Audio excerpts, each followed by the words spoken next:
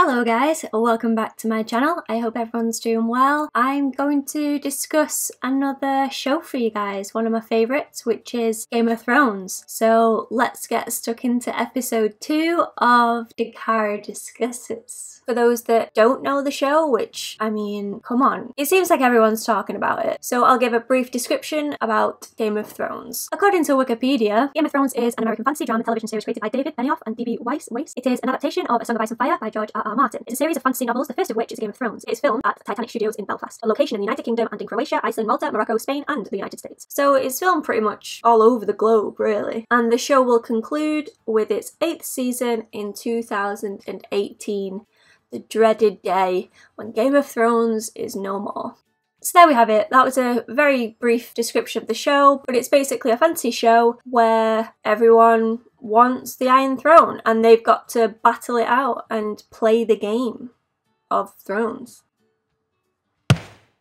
So as always, a huge spoiler warning. I will be talking about everything from season 1 to season 6, so if you haven't seen them, please click away now.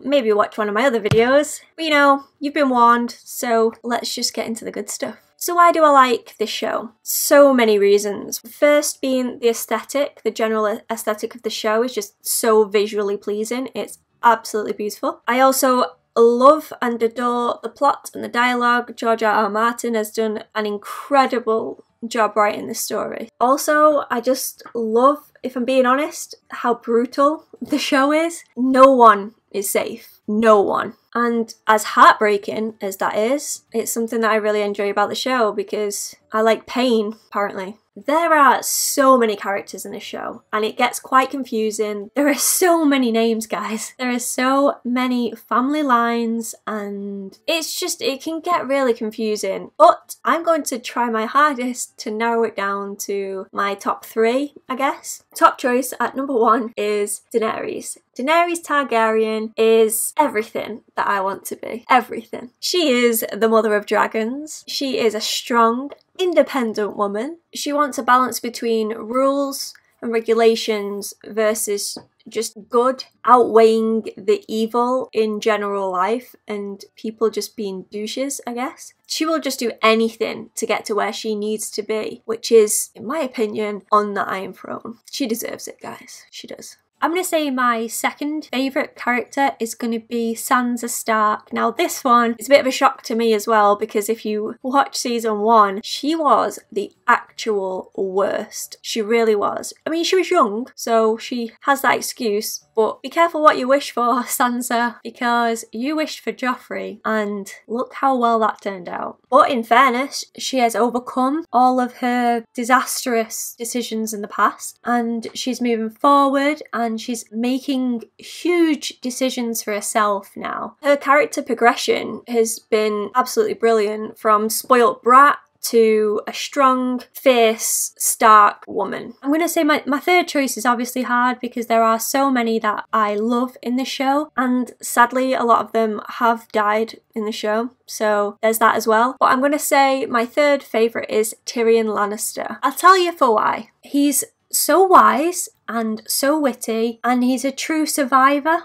I think he's extremely logical. He knows how the Game of Thrones work and he's going to do the things that he needs to do to survive in this game. I think he's done extremely well so far, even though he's had his troubles and struggles in life, but overall he's done well. So now onto the good stuff. The top 3 moments. And a huge disclaimer, there are just way too many memorable, epic moments to narrow it down to 3. I'm going to do my best, but please don't yell at me in the comments because I'm fully aware that there will be other moments aside from these 3 that are just absolutely outstanding. But when a show is this good, you gotta give me some slack. These are just 3 that stand out for me today and things may change. You could ask me tomorrow and I'll probably give you 3 different ones. Okay, so this one I know is not going to change ever, and it has to be the Red Wedding.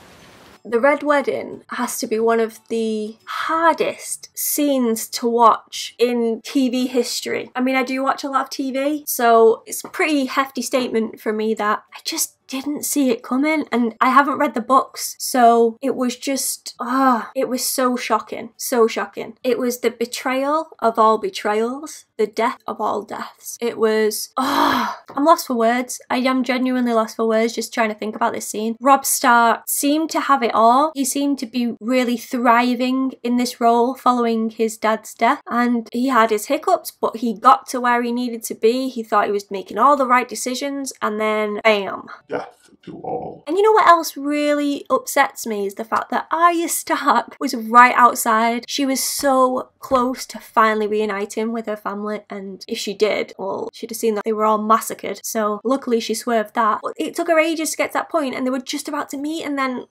nothing. Shocking. Catelyn, or is it Caitlyn Stark, with the slice across the neck. It was just one death after another, shock after shock. And I remember reading rants online from people, and they were so funny. I'll have to see if I can find one. If I can, I'll put a picture up here.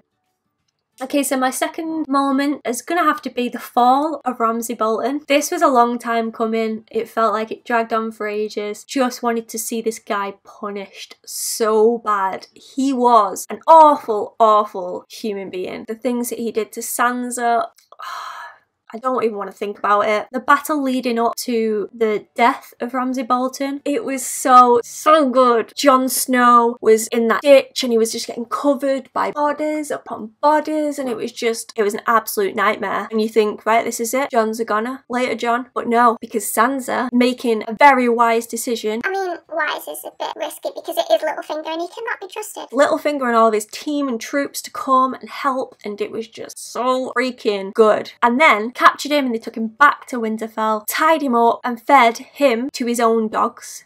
Fed him to his own dogs while Sansa watched through the gates, and it was brilliant, absolutely brilliant. I'm gonna say my last favourite scene, and as I said before, there's just so many. I'm gonna go for the moment where Daenerys turns to all of these Unsullied troops and starts speaking Valyrian, to the shock of, I can't remember the guy's name now, the bald guy who was such a douche to Daenerys. He was calling her all sorts, and he thought that she couldn't understand, but she understood everything. She's a smart cookie, this girl, and she turns to all these troops, all these Unsullied, and asks them to join her in the fight. Her dragon, who this guy is holding on to, like, struggling to fight this. I mean, come on, it's a dragon, like, why even bother trying? You're dead, mate. You're dead. He breathes fire on them all. Everything is just such a powerful moment. I genuinely feel like I need a part 2 for this, because there are so many other moments I could discuss. There's the wildfire moment, R.I.P. Marjorie. There's the mountain scene with the eye gouging. I can't even. That is nightmare fueled, really, really bad. The death of Joffrey.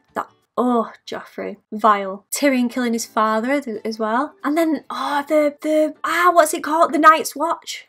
The big battle at Night's Watch with the wall. And the giants kicking off, and they were fighting with the wildlings, and it just all got messy. So many good moments. What a show. And I know that a lot of you want me to do reaction videos to the new season of Game of Thrones, and as I've said before, I watched this show with family, so I really don't know if that's going to be possible. I'll have to see how it goes, but I might be able to do maybe a review, a recap of the episodes following them. I don't know. I hope you enjoyed episode 2 of Dakara Discusses. Thanks for joining me with this. Give it a cheeky like if you liked it. Subscribe if you want to.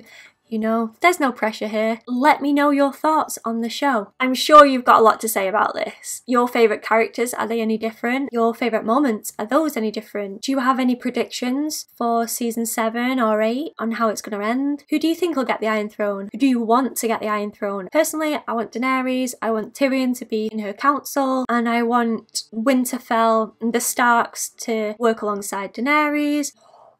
Oh my god, how could I forget that moment in the last season when we found out that Jon was related to Dany? How could we forget that? Or how could I forget that? Not we. I'm sorry to drag you into that. I didn't mean to do that. I feel like I need a rewatch because it's been that long since I've seen it. There's so many moments I've just bypassed, so I'm definitely going to have to do a recap before season 7 starts because I'm going to be lost. I know I will. So yeah, let me know your thoughts in the comment section below. I hope to see you all again soon for another episode. Have a good day, folks. Bye!